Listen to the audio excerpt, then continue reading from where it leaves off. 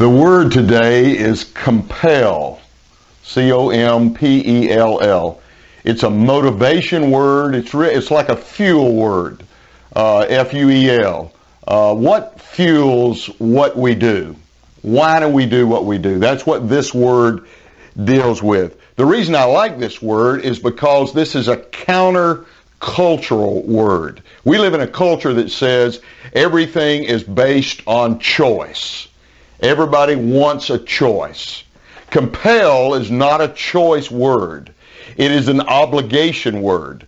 It comes from the Greek word which means to compress or to lay something on something. In the Old King James it says that necessity is laid upon me. That's what Paul said when he said, I'm compelled to do something. The great thing about compel that I like, as I've said, it's not a choice. It goes beyond choice. We live in a world where everything is self-centered and everything is about self. This word says there is a motivating factor that will take you beyond yourself, actually will make you go across yourself.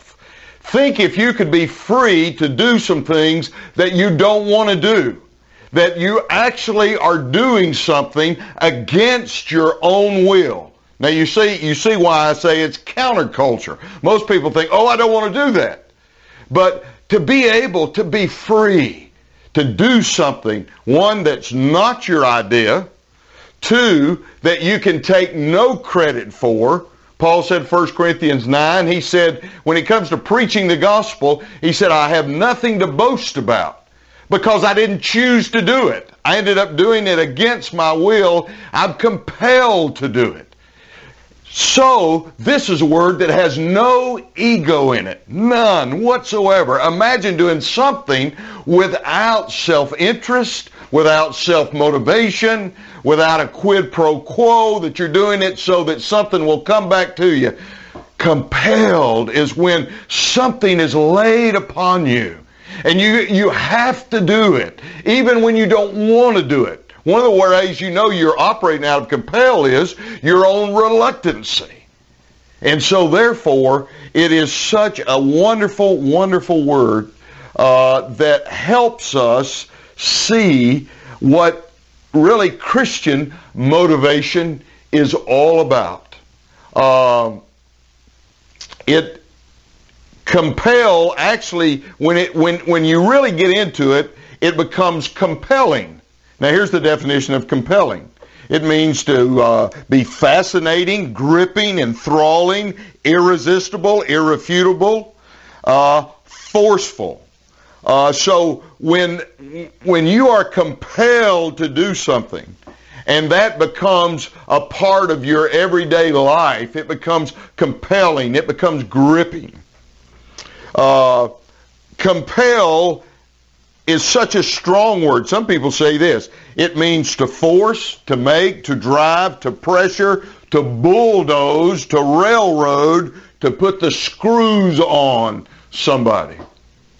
What a wonderful thing that there is a motivating force that's like a bulldozer that just goes through all your objections and all your frailties and enables you to function in a realm that you wouldn't naturally function in. And of course we end up by saying this, that the Bible says in 2 Corinthians 5:14, the compelling force is the love of Christ for us. This is a good compel. It's a loving compel. We are compelled because someone else was compelled for us. And our compulsion comes out of His being compelled to love us and to die on the cross for us. So, compel. It's a great word. Ask yourself, why am I doing what I'm doing? Is it just that I'm choosing to doing it? Or has it been laid upon me? It's almost like a blanket. I can't get away from it. I can't get it off of me. And therefore, Paul says, when you don't do it, when you're compelled to do something and you ignore it, there's a negative side. He said, woe is me. You will do great harm to yourself if you don't heed this word, compel.